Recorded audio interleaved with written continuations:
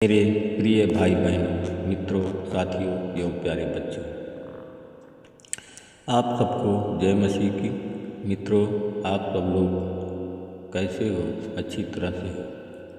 मित्रों, मुझे पूरी आशा पूरा विश्वास है कि आप सब लोग अच्छी तरह से हैं, सेहतमंद हैं, स्वस्थ हैं और अच्छे हैं, क्योंकि परमेश्वर आपके साथ में है। मित्रों, आज मैं फिर भोर के समय आप लोगों के सामने उपस्थित हुआ हूँ।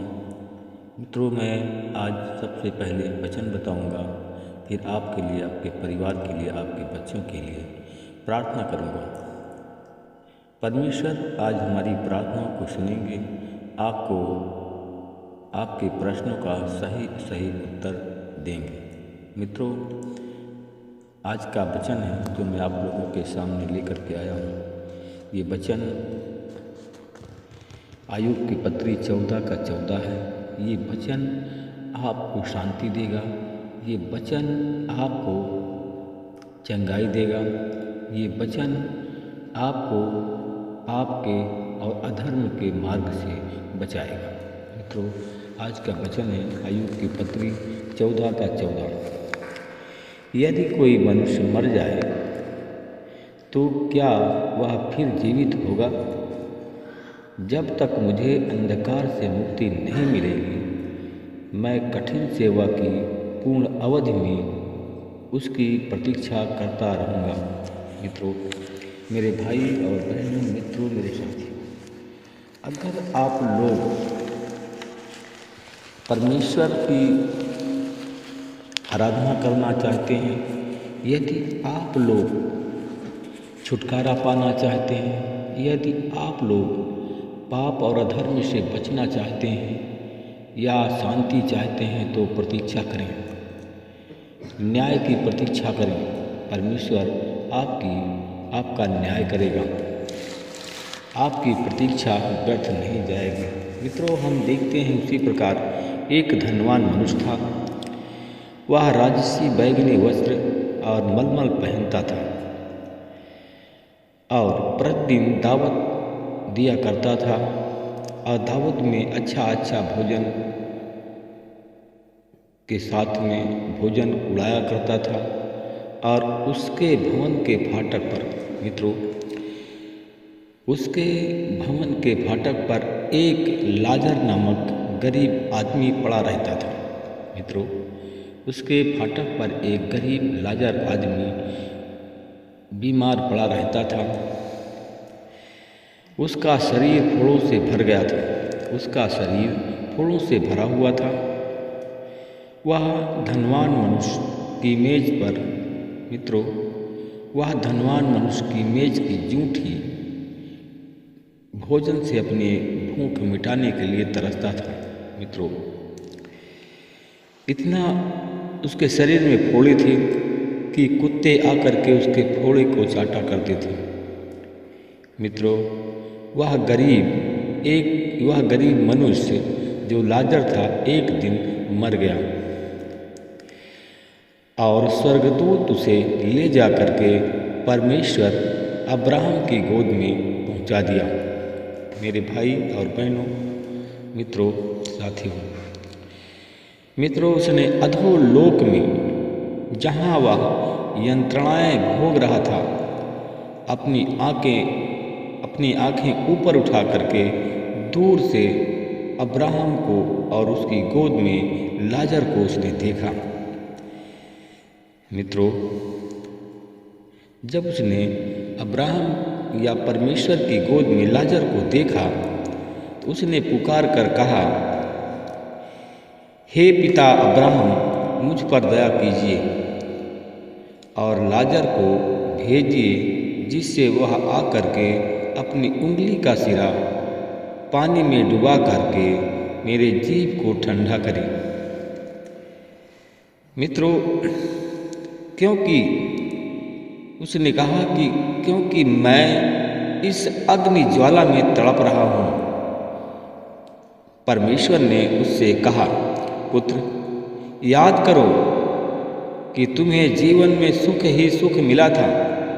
याद करो कि मैंने तुमको तुम्हारे जीवन में मनुष्य योनि में मैंने तुम्हें सुख ही सुख दिया था और लाजर को दुख ही दुख मैंने दिया था।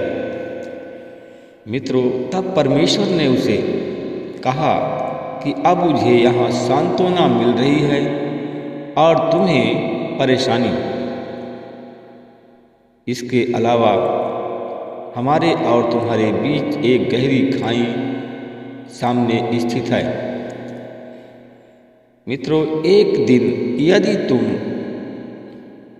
यदि कोई तुम्हारे पास जाना भी चाहे तो आ नहीं जा सकता है, और यदि कोई वहाँ से इस पार हमारे पास आना चाहता है तो आ नहीं आ सकता। मित्रों, तब धनवान मनुष्य ने उत्तर दिया कि हे पिता, आपसे एक मेरा निवेदन है कि आप लाजर को मेरे पिता के घर में भेजिए, क्योंकि मेरे घर में जहाँ मैं पहले था मृत लोक में मेरे 5 भाई और हैं। लाजर उन्हें चेतावनी दे, कहीं ऐसा न हो कि वे भी इसी प्रकार परेशानियों का सामना करें और इसी स्थान पर जहाँ पर मैं हूँ, इसी स्थान पर वो लोग आ जाएं। मित्रों, परमेश्वर ने उससे कहा, मूसा और नबियों की पुस्तक उन सबके पास में है, वे उनकी सुने।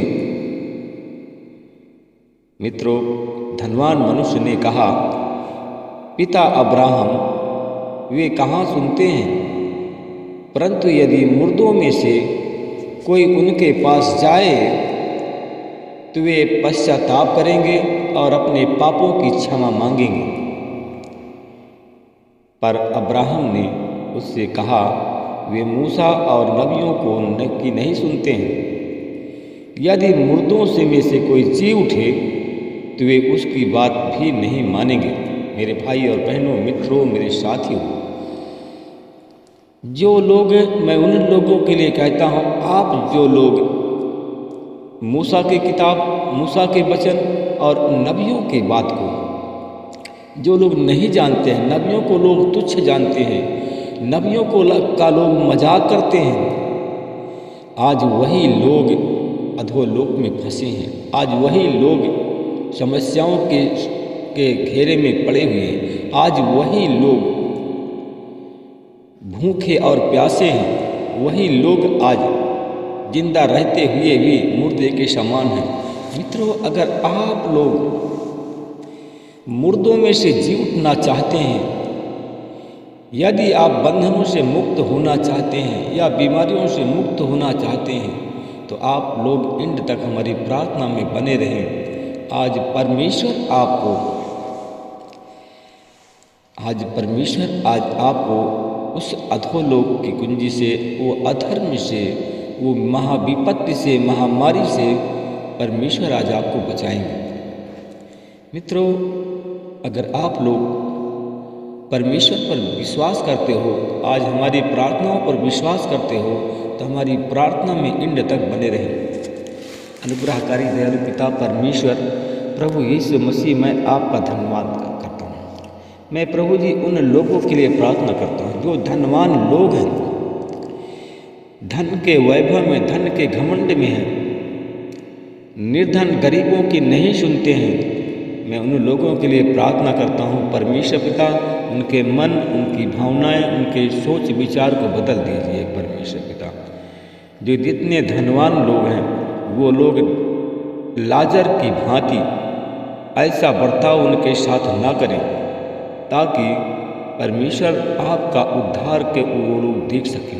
मैं उन लोगों के लिए प्रार्थना करता हूँ परमेश्वर पिता, जितने लोग आज शैतान या दुष्टात्माओं के वश में हैं, दुष्टात्माओं से ग्रसित हैं, आज मैं उन भाई बहनों के लिए प्रार्थना करता हूँ परमेश्वर पिता। मैं उन भाई बहनों के लिए प्रभु जी आपसे निवेदन करता हूँ परमेश्वर पिता, उन बीमारों को पर मैं आपकी आशीष बोलता हूँ। मैं उनके जीवन में यीशु तेरे नाम से मैं ब्लेस करता हूँ। मैं परमेश्वर पिता, मैं धन्यवाद करता हूँ मेरे भाइयों, आप लोग परमेश्वर के सामने अपने कर्म को अर्पण करें। अपने कर्म को जब आप अर्पण करेंगे तो आपकी बीमारी चली जाएगी। अगर अपने कर्म को अर्पण करेंगे तो आपकी गरीबी चली जाएगी। आपका मित्रों, आप जो दुष्ट आत्माओं के वश में, दुष्ट आत्माएं छोड़ करके आपको चली जाएंगी और आप सब लोग चंगे हो जाएंगे। जैसे हम देखते हैं वचन में लिखा है, हम वचन में देखते एक सारांश है, आरंभ कर्माणि गुणवंतानि भावंस च सर्वन्यो जे यद्यः तेषां भावे कृत कर्म नाशाः कर्मक्षय याति सा तत्यो अन्यः। मित्रों, हम इसी वचन के आधार पर और इसी दोहे के आधार पर हम परमेश्वर को अपने के सामने अपने कर्मों को, सत्वादि कर्मों को समर्पण कर दें और उस समर्पण भाव से परमेश्वर को अर्पण करें, ताकि उस कर्म फल से चाहे शुभ हो या अशुभ हो या उसके दुष्परिणाम से हम मुक्त हो जाएं। मैं धन्यवाद करता हूँ परमेश्वर पिता, उन भाई बहनों के लिए प्रार्थना करता हूँ।